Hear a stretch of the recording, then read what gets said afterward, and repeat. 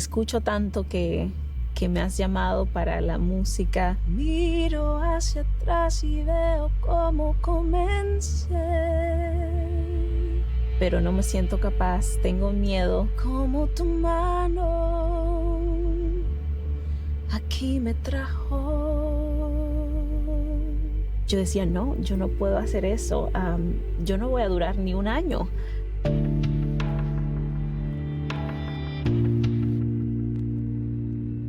Yo crecí en la ciudad de Santo Domingo en una familia cristiana, yendo a la iglesia desde que tengo uso de razón. Nos decían en la iglesia, la familia que canta, la música era como un estilo de vida.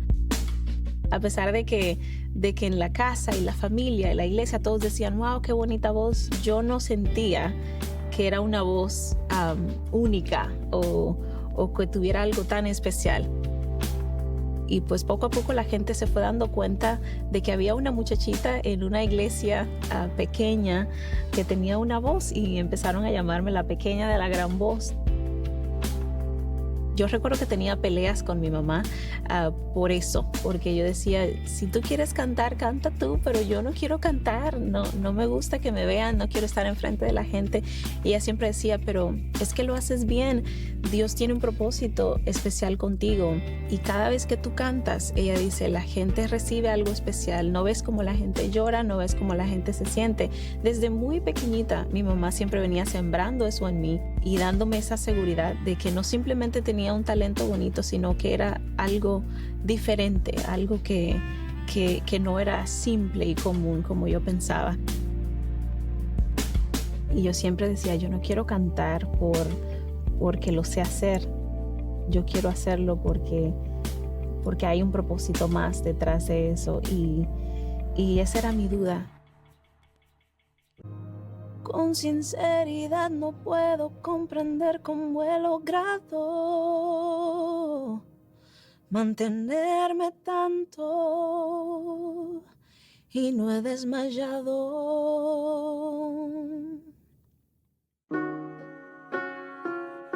Dios no está enfocado en si eres el más bello, en si eres el más flaco, si eres el más apuesto, si eres el más alto.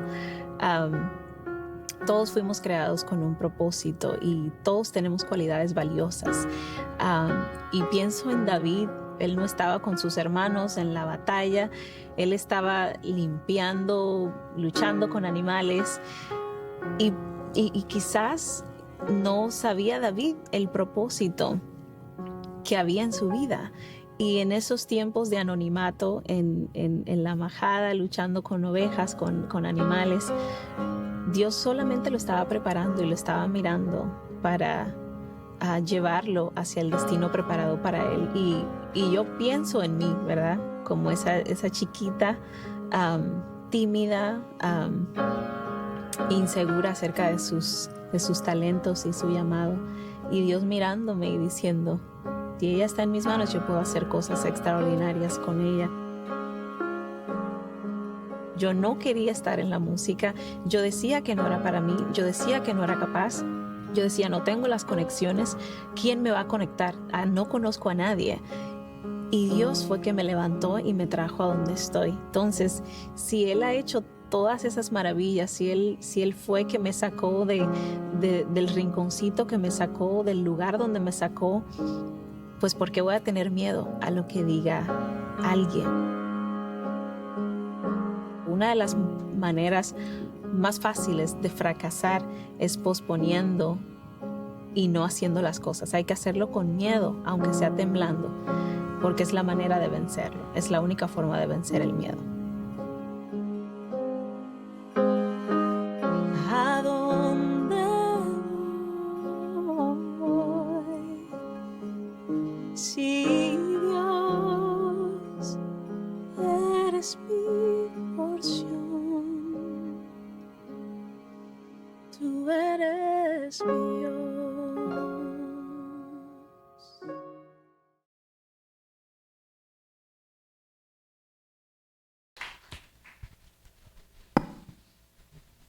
Muy buenos días. Dios les bendiga.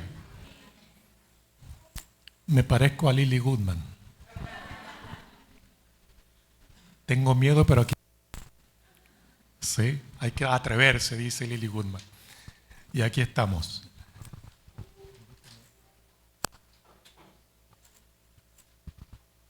Les damos la bienvenida a todos los que están presentes, a los que fielmente asisten a esta congregación, a los que nos visitan por primera vez. ¿Hay gente que nos visita por primera vez?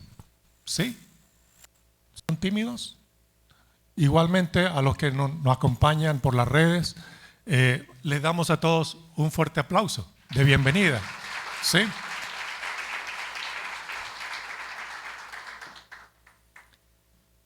Y vamos a continuar con nuestra serie que comenzamos la semana pasada acerca de remedios caseros. ¿Sí?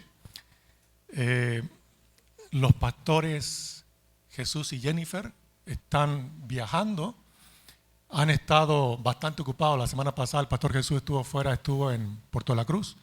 Esta semana les tocó en Valera. Están con actividades de iglesia.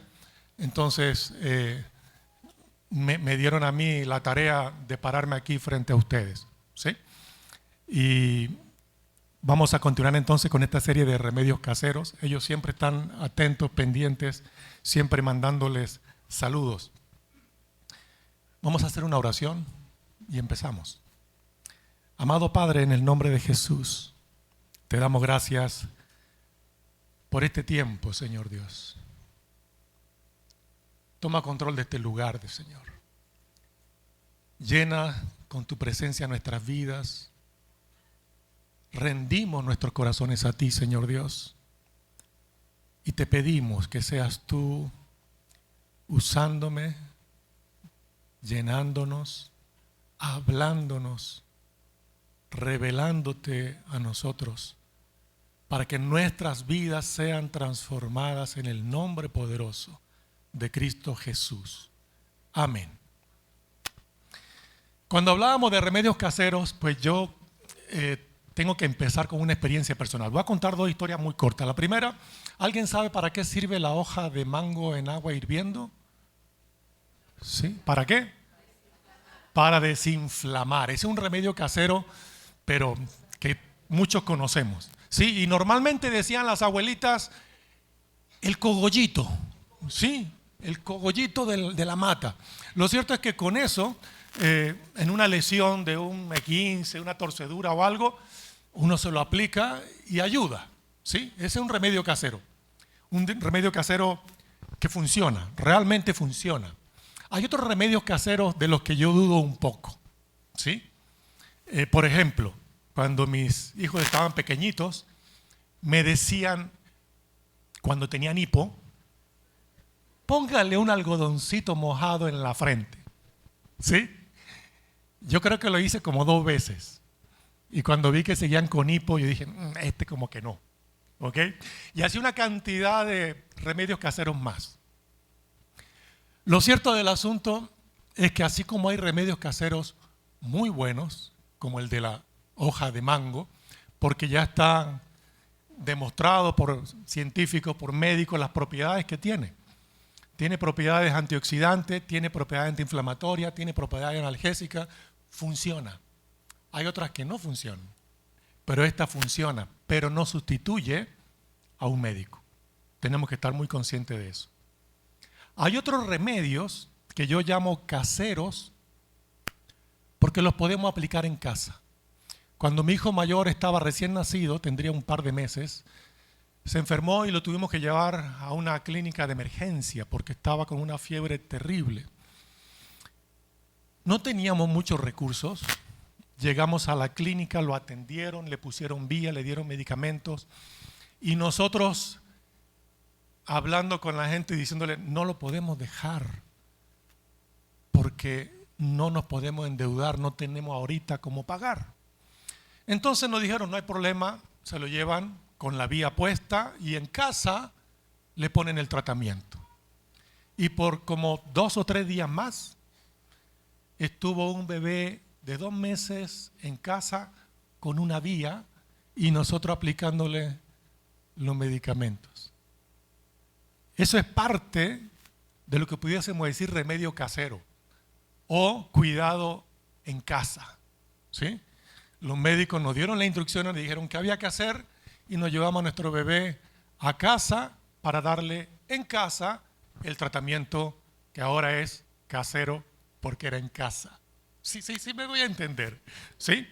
Entonces, cuando hablamos de todo esto, tenemos que tener en cuenta que la palabra de Dios contiene una medicina para el alma infalible, de la cual también podemos sacar equivocadamente algunas creencias erradas, que voy a mencionar quizás algunas más adelante. Lo cierto es que la semana pasada comenzamos con este tema y nos hablaban acerca de las palabras de bendición o palabras de afirmación. Ahí nos decían como primer remedio casero la importancia de bendecir, de afirmar a las personas, de usar nuestras palabras para edificar. Y hoy vamos a hablar de dos remedios más: el desarrollo del carácter y el afecto físico. La próxima semana, con el favor de Dios, estaremos terminando con esta serie con un cuarto punto que no le voy a adelantar para no spoiler a nadie. Entonces tenemos síntomas. Tenemos síntomas que podemos presentar como indisciplina, deshonestidad, egocentrismo. ¿Alguno tiene esos síntomas? Sí, yo tampoco. Levanté la mano para ver si alguien se animaba. ¿Sí? Yo estoy convencido que todos tenemos esos síntomas. Cuando yo vi la lista, yo dije, no, voy bien, en una sola tengo problemas. Y después fui más honesto y dije, bueno, creo que en dos. Y después fui más honesto y dije, en los tres. Lo que pasa es que nosotros medimos siempre por tabulador. Entonces, como es un poquito, no le hacemos mucho caso. Cuando es mucho, nos preocupamos. Pero cuando habla de estos síntomas, no importa en qué magnitud los padezca. Lo que importa es que si usted lo está padeciendo, yo los padezco, tenemos que hacer algo al respecto y buscar el remedio para eso. Entonces, el remedio para estos síntomas va a ser el carácter espiritual, desarrollar el carácter espiritual. Podemos ser indisciplinados, podemos ser deshonestos, podemos ser egocentristas. Y el carácter espiritual nos va a permitir desarrollar responsabilidad, integridad y servicio para poder combatir estos síntomas que estoy seguro que todos nosotros en mayor o en menor escala padecemos. Pero vamos a necesitar de este remedio. Y cuando hablamos de carácter, podemos hablar de mal carácter o de buen carácter, ¿sí? Cuando hablamos de mal carácter, podemos decir que mal carácter es el conjunto de comportamientos y actitudes negativas recurrentes, como la irritabilidad, la agresividad, la falta de autocontrol ante situaciones de estrés o conflicto. ¿Conoce usted a alguien que sufra de mal carácter? Sí, cuando digo si conocen, ahí todo el mundo conoce. Pero se pregunto, ¿y usted? No. Yo conozco a alguien. Sí, yo también conozco a alguien. Lo veo en el espejo todos los días. Buen carácter. Conjunto de cualidades éticas y virtudes que guían el comportamiento de una persona hacia el bien, actuando por principios sólidos en lugar de impulsos emocionales. Escuché alguna vez a un conferencista colombo-japonés que él hablaba de esto y él decía que de niño vivió en Colombia muchos años, su papá era japonés, viajó a Japón a cierta edad y allá le hablaban de un profesor con un carácter fuerte. Y él, no me quiero acercar a ese profesor, porque tiene un carácter fuerte. Y cuando vio quién era el profesor, vio que era un hombre tranquilo, calmado, con mucho control, no se irritaba por nada, siempre tenía una palabra de quietud para los demás. Y estos japonesitos se equivocaron. Este hombre no tiene carácter fuerte. Y después entendió que ese es un carácter fuerte, el que tiene autocontrol y dominio propio. Y entendió que lo que nosotros consideramos carácter fuerte, no te acerques a fulano porque tiene un carácter fuerte. Realmente es un carácter débil, porque no hay autocontrol ni dominio propio. Entonces es importante tener en cuenta que no simplemente hace falta desarrollar el carácter, sino especialmente desarrollar el buen carácter para que nos conduzca a esas cualidades éticas, a esas virtudes que nos van a hacer actuar en cualquier situación siempre de la mejor manera. Desarrollar el carácter espiritual, según la Biblia, no es un proceso de autoayuda basado en el esfuerzo propio. No se trata de que usted se esfuerce mucho para que su carácter cambie. Tiene que hacer un esfuerzo, sí, lo tiene que hacer, pero no es esa la esencia. La esencia va a ser la transformación interna guiada por la relación con Dios. Cuando leemos en la Biblia de que necesitamos buscar primero el reino de Dios y su justicia, se refiere a esto. Nosotros queremos cambiar muchas cosas en nuestra vida y vamos a hacer muchos esfuerzos para hacerlo, y eso está muy bien y así tiene que ser. Pero va a haber un momento en el que quizás avancemos en un área, nos sintamos transformados en esa área y después de un tiempo estamos en el mismo sitio y decimos, ¿qué pasó? Si yo hice mi mejor esfuerzo. Pues la clave de esa transformación verdadera es poder desarrollar una relación profunda, íntima y totalmente real con Dios. Cuando empezamos a conocerle más, cuando hablamos más con Él, cuando empezamos a recibir más de Él y de su palabra, nuestra vida interior se va transformando y se va reflejando en todo nuestro ser, y nuestro carácter definitivamente comienza a ser transformado como Dios quiere que sea transformado. Y esa transformación no va a ser temporal, esa va a ser permanente. Entonces, para poder avanzar en el tema del carácter, pues vamos a hablar de una ruta de 4 pasos para desarrollar el carácter. ¿Sí? A mí no me gusta mucho, se lo confieso, no sé por qué lo puse, pero me animé y lo puse. Esa receta mágica de estos 4 pasos van a transformar su vida, ¿sí? Pero es bueno tener algo.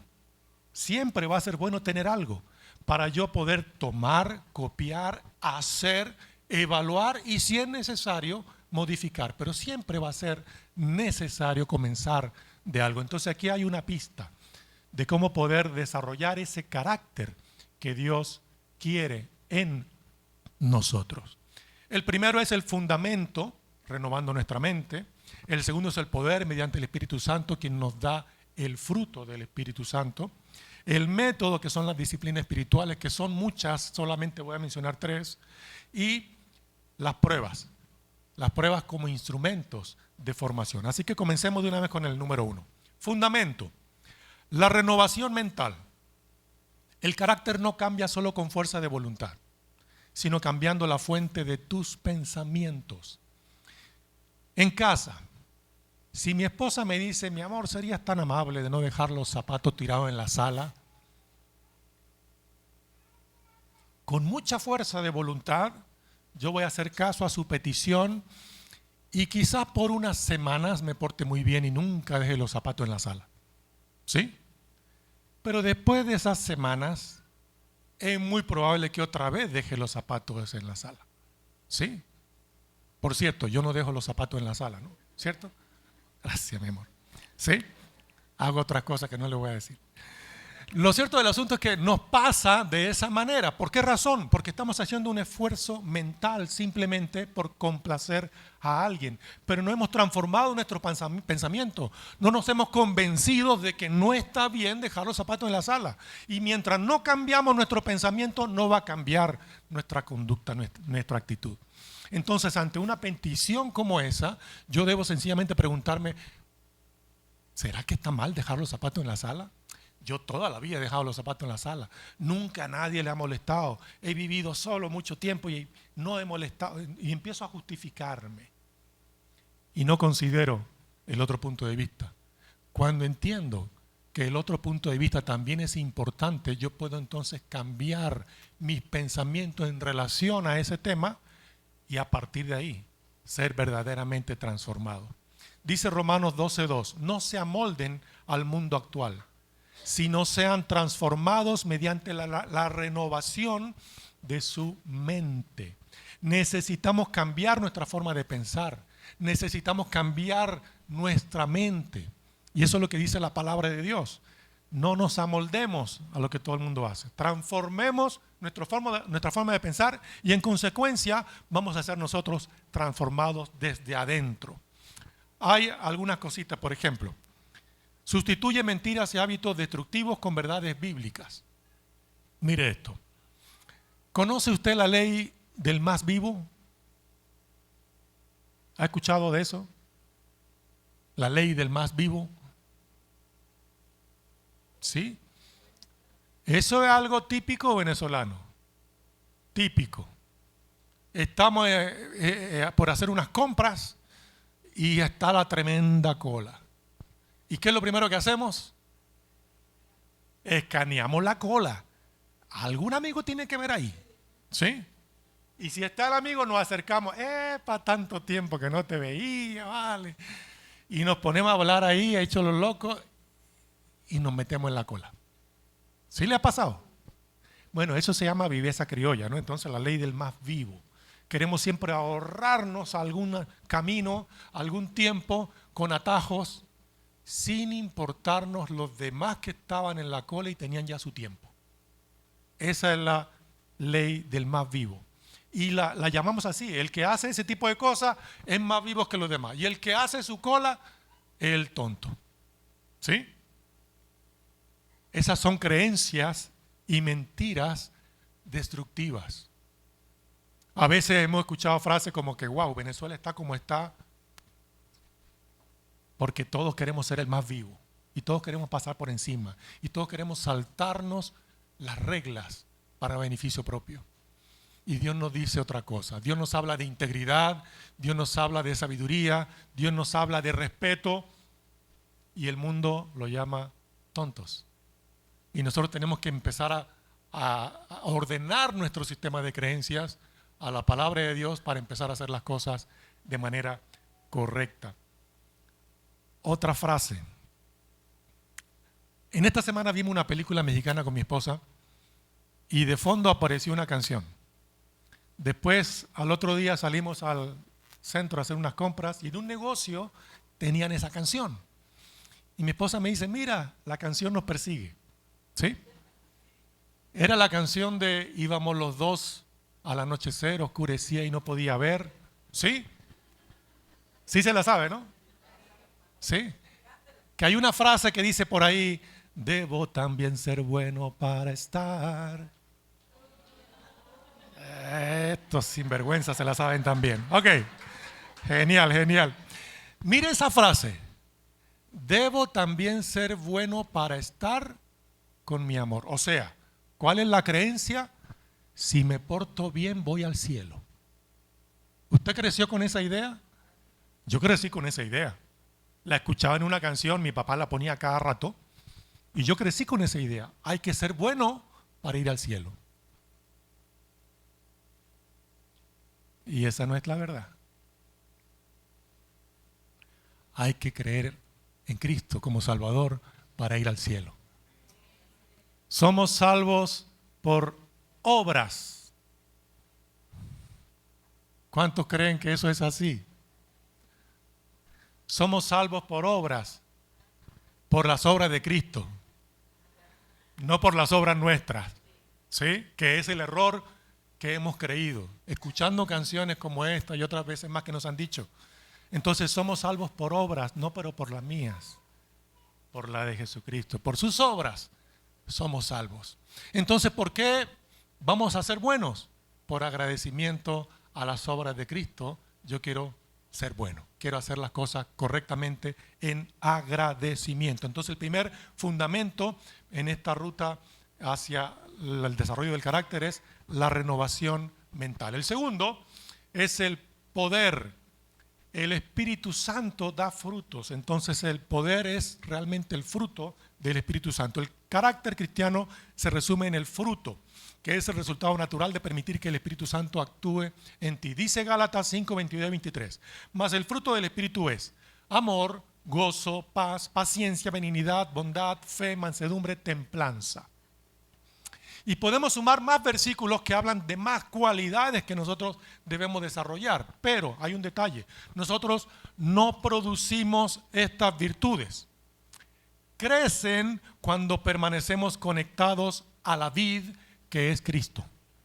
Nosotros no las podemos producir. Podemos hacer un esfuerzo grande y lograr alguna pequeña hazaña, pero vamos a regresar a nuestra naturaleza. Es cuando nos conectamos a Cristo que Él empieza a manifestarse en nosotros a través de este fruto polifacético del Espíritu Santo. Queremos amor, gozo, paz, paciencia, benignidad, bondad, necesitamos al Espíritu Santo. Queremos desarrollar estas cualidades, necesitamos a Jesucristo en nuestra vida. Y mientras más cabida le demos a Él, más manifestación de Él va a haber en nosotros. Hay una frase que mi esposa me enseñó hace un tiempito, que dice algo así como: todo lo malo que veas en mí, ese soy yo. Todo lo bueno que veas en mí, ese es Cristo en mí. Porque no somos capaces de producir cosas buenas. Y Dios siempre se va a llevar los méritos. Número 3, método. Las disciplinas espirituales son varias. Yo nada más voy a mencionar 3. La primera de ellas, la palabra. ¿Sí? Esta palabra. Como bebés recién nacidos, deseen con ganas la leche espiritual pura, para que crezcan a una experiencia plena de la salvación. Pidan a gritos ese alimento nutritivo. Necesitamos desarrollar esa hambre, sed de Dios. Y solo a través de su palabra vamos a conocerlo. Un hombre fue a hablar con un pintor famoso y le dijo: maestro, yo quiero que usted me enseñe. Yo quiero aprender a pintar como usted pinta. Esa es mi pasión. Enséñeme. Y el maestro lo mira, le dice: no. Y el hombre se va arrastrando los pies. Al tiempo se arma de valor otra vez y empieza: maestro, yo quiero aprender a pintar. Enséñeme. Y el maestro: no. Y el hombre se vuelve a ir muy desanimado y vuelve a hacer otro intento al tiempo, después que vuelve a agarrar fuerzas y empieza otra vez: maestro, yo quiero aprender a pintar como usted, enséñeme. Y el maestro le dice: ven acá, acércate aquí. Y lo llevó hasta un barril con agua. Y le dice: inclínate. Y el hombre se inclina, y cuando se inclina le empuja la cabeza al fondo. Y ahí lo deja. Y el hombre empieza a patalear, a gritar, a tratar de salir y no podía. Y ahí el hombre lo deja. Hasta que por fin lo suelta y el hombre sale respirando desesperadamente, casi al punto del desmayo porque se estaba ahogando. Y el maestro le dice: cuando tu deseo de pintar sea como tu deseo de respirar, entonces te voy a enseñar. Nosotros todos queremos conocer la palabra, queremos aprender de la palabra, pero si nuestro deseo no es como está diciendo 1 de Pedro 2:2, quizás no crezcamos mucho. Por eso pidámosle a Dios que esa hambre y sed por conocer su palabra sea así de desesperante, que duela el hambre por conocerlo más, por estudiar más de Él, por acercarnos más a Él.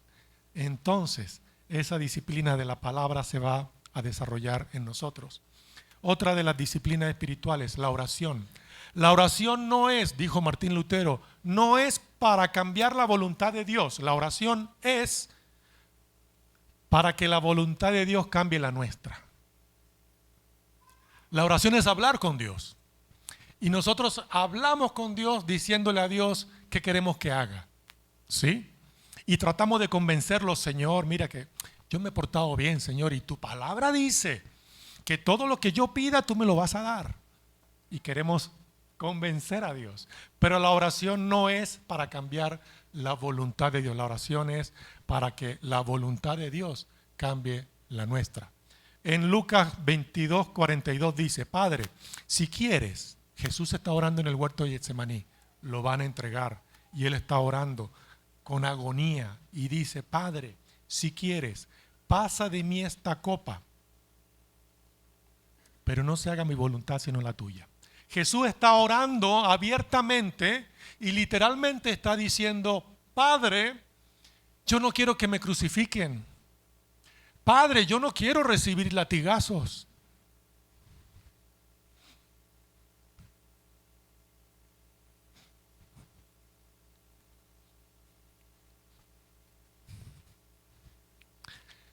Jesucristo está clamando.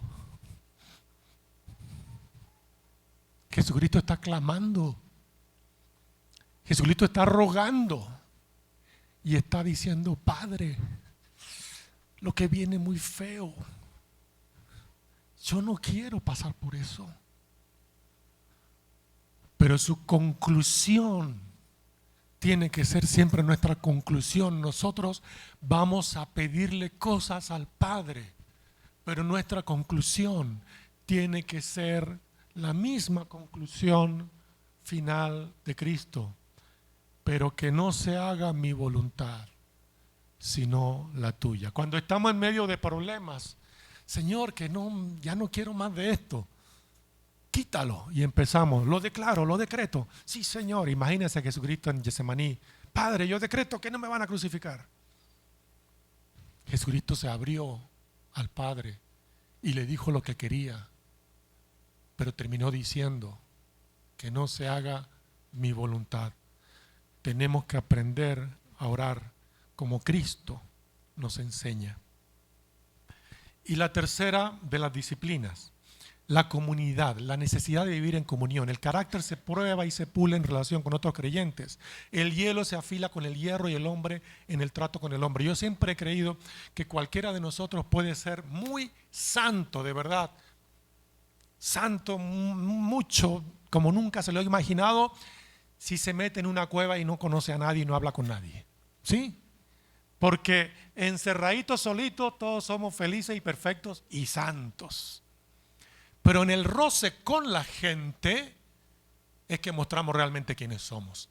En el roce con personas incómodas como nosotros, el hierro con el hierro se afila. Una persona se va a afilar, va a desarrollarse, va a crecer, va a formarse tratando con otra persona. Cada vez que usted tenga a un lado una persona de esas que usted dice: no, esta persona, si viene por aquí, yo me voy por acá. ¿Sí?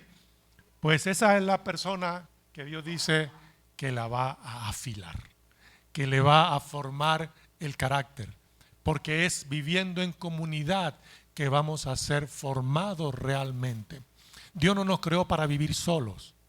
La palabra de Dios lo dice: no es bueno que el hombre esté solo. Nos hizo para vivir en comunidad.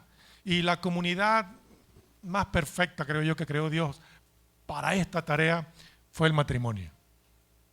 Ahí es donde somos procesados todos los días. ¿Sí? Porque aquí venimos un domingo, venimos un miércoles y somos procesados en este trato. Pero en casa a veces decimos: durmiendo con el enemigo. ¿Sí? Y decimos frases así. Porque Dios nos está procesando. Y hasta que no entendamos eso, vamos a sufrir enormemente. Vamos a sufrir enormemente. Cuando yo entendí que era el plan de Dios, yo me empecé a repetir una frase. Yo decía: cada vez que mi esposa me incomoda, que yo por dentro, ¿sí?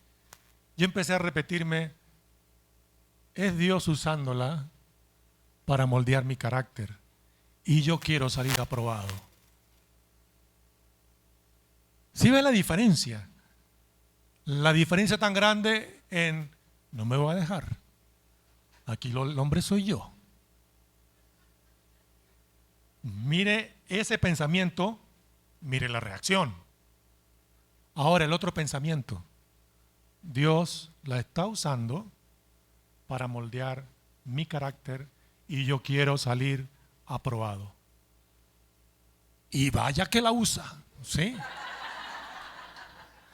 Es mutuo, es mutuo. A mí me usa mucho también para moldearla, ¿sí? Número 4, pruebas. las pruebas como instrumentos de formación. La Biblia enseña que las dificultades no son obstáculos para el carácter, son el instrumento de Dios para formar el carácter. Dice Santiago 1, 3 y 4, sabiendo que la prueba de vuestra fe produce paciencia, mas tenga la paciencia su obra completa para que seáis perfectos y cabales. ¿Cuántas veces hemos pasado por pruebas y en medio de la prueba lo único que hacemos es, Señor, yo te pido que me quites esta prueba, yo declaro que esta prueba se va, yo decreto que... La Biblia que dice que la prueba tiene un propósito, fortalecer nuestra fe. Y no se queda ahí porque después nuestra fe produce paciencia. Y esa paciencia, dice la palabra de Dios, nos mueve a que seamos perfectos y cabales. Entonces, podemos en medio de la prueba decir, Señor, quítame esta prueba que de verdad creo que no la voy a soportar. Pero tenemos que terminar diciendo, pero que no se haga mi voluntad, sino la tuya. Porque tiene un propósito. Entonces, nada más para recapitular. Ante síntomas de indisciplina, deshonestidad y egocentrismo, el remedio es el carácter espiritual. Responsabilidad, integridad y servicio. El objetivo final, ¿cuál es? Que tu carácter refleje cada vez más la imagen de Cristo. Ese es el objetivo final, que tu carácter, que mi carácter refleje cada vez más la imagen de Cristo. De los que lo conocen a usted muy bien, de los que lo conocen muy de cerca, ¿usted cree que haya alguno que diga, se parece un poquito a Cristo? ¿Cree que hay alguno por ahí? Quizás si no me conoce alguien también pueda decirlo. Pero si alguien me conoce bien, ay, me falta mucho camino. Me falta mucho camino. Pero es nuestra tarea que nuestro carácter sea transformado para que refleje cada vez más la imagen de Cristo. Segundo remedio. Ya vimos palabra de afirmación la semana pasada, acabamos de ver el desarrollo del carácter y vamos a pasar entonces al afecto físico. Mire los síntomas de esta enfermedad: angustia, soledad, separación. Y el remedio va a ser el afecto físico porque produce paz, compañía y consuelo. La angustia es una intensa inquietud, intenso temor o intensa aflicción. Eso es la angustia. ¿Ha padecido de eso alguna vez? Angustia, soledad, separación. Yo le he dicho otras veces, me gusta la soledad, la disfruto. Y a mi esposa no le gusta. Entonces se fue por un par de días con la familia y ella me decía, mi amor, me vas a extrañar. Y yo, ¿qué hago? ¿Qué respondo? Entonces yo la miraba y le decía, sí, claro, mi amor, yo te voy a extrañar mucho. Disfruto mucho la soledad, de verdad. Pero soy consciente de que no fui diseñado para vivir solo. Y nos hablamos y nos llamábamos y hacíamos videollamadas y nos extrañamos, porque Dios no nos creó para vivir solos. Entonces, a pesar de que yo la disfruto, soy consciente de que no es para lo que fui creado. Entonces tengo que tomar el tiempo de involucrarme con mi familia. También lo hago a la inversa. A veces estamos con un grupo grande y de pronto me pierdo. Nadie me encuentra porque ya me sentí como agobiado. Entonces tuve que ir a buscar por allá un sitio solo, a respirar tranquilo, profundo. Ya, calma, Arturo, ya, tranquilo, esto es normal, ¿sí? Entonces son situaciones que cada uno vive de acuerdo a su personalidad. Lo cierto es que esa angustia, esa soledad y esa separación pueden producir daño. Y Dios nos dice que hay un remedio que se llama afecto físico. ¿Por qué el afecto físico? Porque a veces ante situaciones como esta de angustia, soledad o separación, no hay palabras para ayudar a nadie. A veces no sabemos qué decir. Hace poco una amiga nos habló de su hijo, que le detectaron cáncer. No supimos qué decir. Y ante situaciones como esa, ese afecto físico, ese abrazo, puede decir mucho, puede decir muchísimo. ¿Cuál es el órgano más grande del cuerpo? La piel. La piel es el órgano más grande del cuerpo. Puede cubrir un área de 2 metros cuadrados. Imagínense, más o menos esta altura por este ancho. Sí, yo no me lo quiero imaginar, déjelo así. Entonces, puede pesar entre 3 a 5 kilos. Dios nos creó y cuando nos crea, el órgano más grande que nos dio fue la piel. Hay terminaciones nerviosas en cantidad, impresionante. ¿No cree usted que eso tiene un propósito? Dios en su sabiduría diseñó al ser humano como con una necesidad biológica y espiritual de conexión táctil. Desde que nacemos, al bebé lo ponen siempre en el regazo de la mamá y tiene un doble fin. Al bebé le hace sentir los latidos del corazón de la mamá y calmarlo, y a la mamá le hace tener conciencia de que ese ser que estuvo dentro de ella por 9 meses ahora está vivo y puede decir con toda certeza: valió la pena. Porque es un tiempo difícil, pero basta nada más que pongan al bebé en su pecho para que esa mujer diga: valió la pena. Desde que nacemos, esa necesidad por el contacto físico es suplida. Y en base a eso hay los médicos andan por ahí, hay algunas normativas, ¿sí? Hay un caso particular, en el año 1995 nacieron un par de gemelos.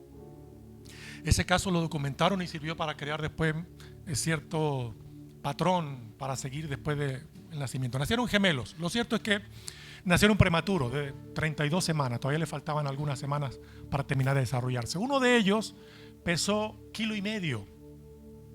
El otro pesó 600 gramos. O sea, uno pesó la mitad de lo que debería haber pesado y el otro pesó 600 gramos. ¿Por qué la diferencia? Porque la placenta de uno se estaba empezando a secar y por eso no estaba desarrollándose tan bien. Lo cierto es que los dos estaban bastante delicados, estaban bastante graves.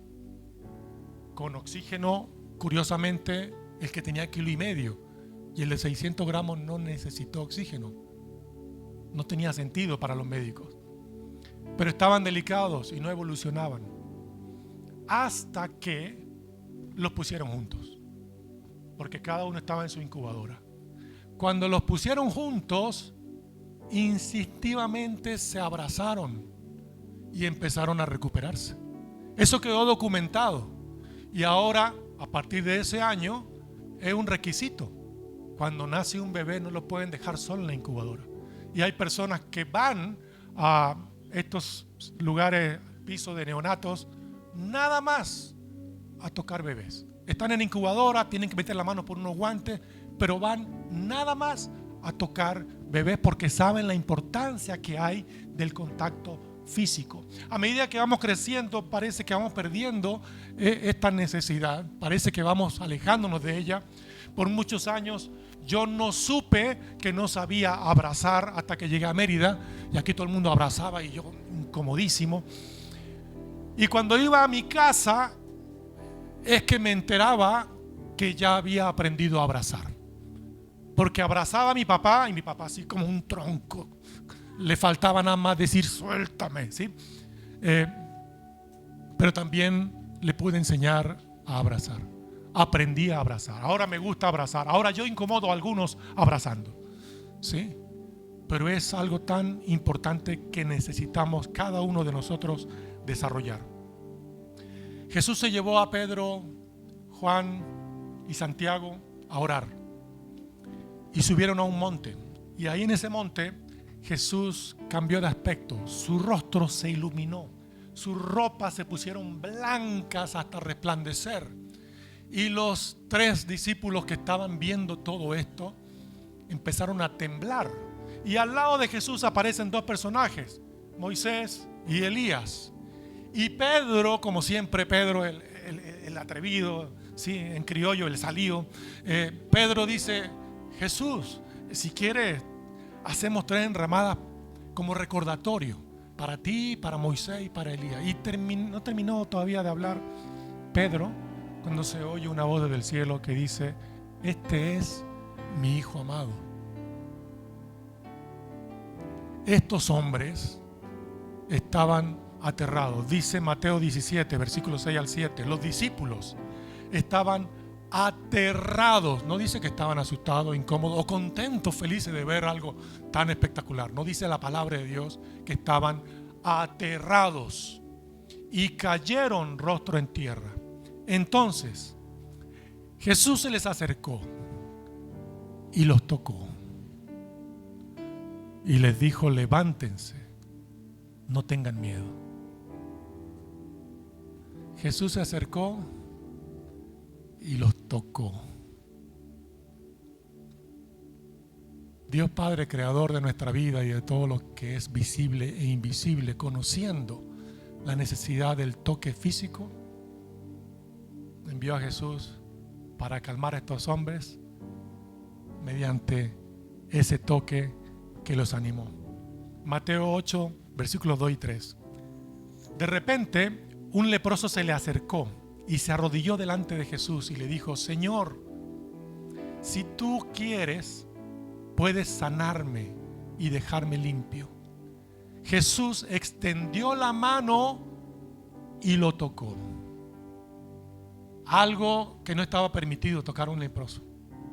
Jesús levantó la mano y lo tocó y le dijo: sí quiero, queda sano. Al instante la lepra desapareció.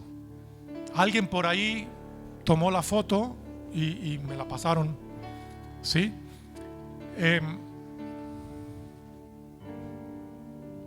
Cosas importantes. El leproso se acercó y el leproso le dijo: Señor, si tú quieres, sáname. Yo estoy convencido que Dios nos quiere sanar a todos, de cualquier dolencia, de cualquier enfermedad, de cualquier angustia, de cualquier problema espiritual del corazón o físico. Dios nos quiere sanar a todos, estoy convencido de eso. Pero no somos como el leproso.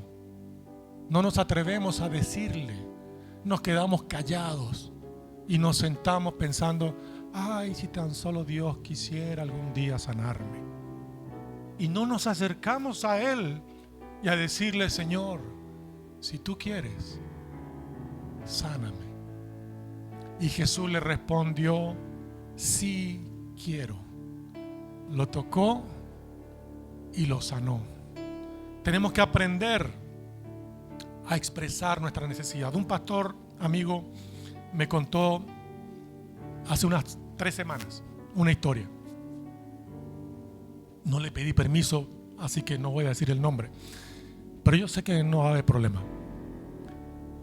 Durante la pandemia, durante el COVID, él tuvo COVID y estuvo hospitalizado porque estaba muy delicado de salud. No estuvo en UCI, sino en una que está anterior a UCI, no sé cómo se llama, cuidados intermedios. En una cama acostado boca abajo, ¿sí? Y de pronto llega alguien y le soba la cabeza. Y él de una vez: dejaron entrar a mi esposa. Sí, aquí no puede entrar nadie. ¿Cómo hizo mi esposa para entrar hasta aquí? Y trató de voltearse para ver quién estaba ahí. Y cuando se voltea, ve a un hombre que va saliendo.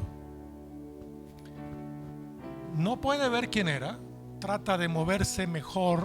Se trata de levantar un poco porque está boca abajo. Y se vuelve a voltear y ve al hombre en la puerta mirándolo, con una cara de amor, de esperanza de sanidad. En ese minuto el pastor empezó a recuperarse. Conozco varias historias más. Jesús nos quiere tocar. Yo estoy convencido de eso. Primera de Juan 1:1. Les anunciamos al que existe desde el principio, a quien hemos visto y oído, lo vimos con nuestros propios ojos y lo tocamos con nuestras propias manos. Él es la palabra de vida. Todos nosotros en algún momento hemos recibido un toque de Jesús en nuestra vida. Estoy convencido de eso. En algún momento de quebranto, de dolor, de aflicción, usted ha recibido un abrazo especial que le hace sentir distinto. Usted no sabe por qué, pero funcionó. Ese fue Jesús a través de esa persona, dándole el ánimo que necesitaba. Todos en algún momento hemos recibido ese toque. Y si hemos recibido ese toque, es porque entonces hemos tocado a Jesús. Lo hemos escuchado, lo hemos visto y lo hemos tocado porque Él nos ha tocado a nosotros. Tenga cuidado con esa foto, porque ahora usted puede estar predispuesto. Cualquier barbudo mechudo por ahí, ¡hey, Jesús! Tenga cuidado con eso, ¿sí? Porque Jesús le puede abrazar mediante un niño de 8 años. Dios le puede abrazar a través de una mujer con un afecto maternal indescriptible. Dios le puede abrazar a través de un anciano con un cariño espectacular. Entonces, no espere encontrarse en la calle a un mechudo con barba. Abrázame, no. Todos necesitamos un toque físico, todos necesitamos un abrazo. Todos pasamos en algún momento o inclusive ahora por situaciones dolorosas. Yo quiero pedir un favor con mucho respeto. Así como el leproso dijo: Jesús, si quieres, sáname. Yo le quiero pedir, si usted tiene algún dolor, alguna aflicción, alguna necesidad, yo le quiero pedir con mucho respeto, levante su mano. ¿Tiene algún dolor? ¿Tiene alguna necesidad? Levante su mano. Y con mucho respeto, por favor, los que estén cerca, denle un abrazo. No hable, no le diga nada. Pongámonos de pie y muévase de su silla y dele ese abrazo de parte de Cristo a esa persona que usted vio que levantó la mano. Con mucho respeto, por favor, que nadie se quede sin recibir un abrazo. Que nadie se quede sin recibir un abrazo. Simplemente agradézcalo.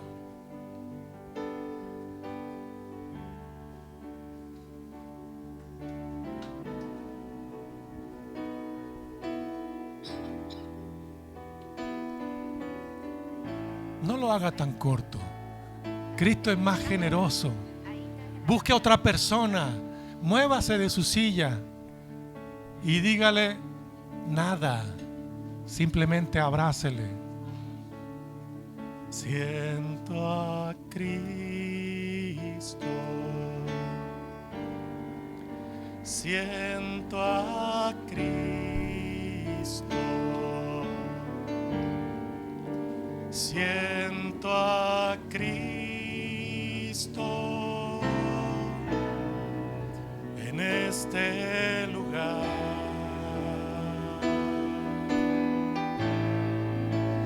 Y mi alma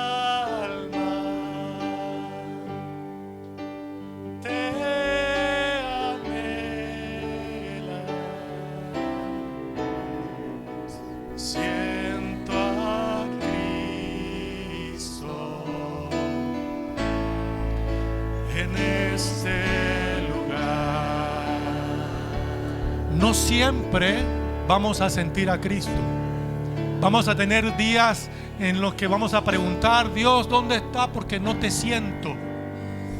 Cuando ese día llegue, dele paso a la fe, dele paso a la conciencia que usted ha adquirido al entender de que no lo sienta, Él está presente cargándolo en sus brazos.